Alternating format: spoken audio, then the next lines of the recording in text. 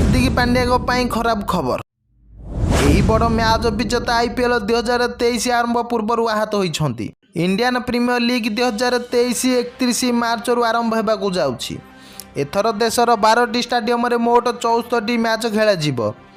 ଏହି ସିଜିନ୍ ଆରମ୍ଭ ପୂର୍ବରୁ ଡିଫେଣ୍ଡିଂ ଚାମ୍ପିୟନ ଗୁଜରାଟ ଟାଇଟନ୍ସ ପାଇଁ ଏକ ଖରାପ ଖବର ଆସିଛି। ଗୁଜରାଟ ଟାଇଟନ୍ସ ଦଳର ଏକ ବଡ଼ ମ୍ୟାଚ୍ ବିଜେତା ଖେଳାଳି ଆରମ୍ଭ ପୂର୍ବରୁ ମଧ୍ୟ ଆହତ ହୋଇଛନ୍ତି। ଏହି ପ୍ଲେୟାର ମଧ୍ୟ IPL 2023ର ମ୍ୟାଚ୍ରେ ବାହାରେ ରହିପାରନ୍ତି। ଆୟର୍ଲାଣ୍ଡର ତାରକା ଖେଳାଳି ଜୋସ୍ ଲିଟିଲ୍ IPL ନିଲାମରେ ଇତିହାସ ସୃଷ୍ଟି କରିଥିଲେ। IPL ନିଲାମରେ ସେ ଆୟର୍ଲାଣ୍ଡ ପ୍ରଥମ ଖେଳାଳି ଥିଲେ। IPL 2023 ନିଲାମରେ ତାଙ୍କୁ ବର୍ତ୍ତମାନର ଚାମ୍ପିୟନ ଗୁଜରାଟ ଟାଇଟନ୍ସ ଦଳ 4.5 କୋଟି ଟଙ୍କାରେ କିଣିଛି।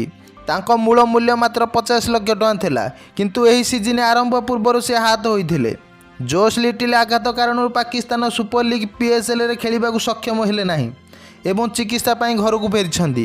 ସାଉଥ ଆଫ୍ରିକା T20ରେ ପ୍ରିଟୋରିଆ କ୍ୟାପିଟାଲ୍ସ ପ୍ରତିନିଧିତ୍ୱ କରିଥିବା ବେଳେ ସେ ହାମଷ୍ଟ୍ରିଂ ଟାଣ ଅନୁଭବ କରିଥିଲେ, ଯାହା ତାଙ୍କୁ ବର୍ତ୍ତମାନ ଏହି PSLରୁ ବାଦ୍ ଦେଇଛି।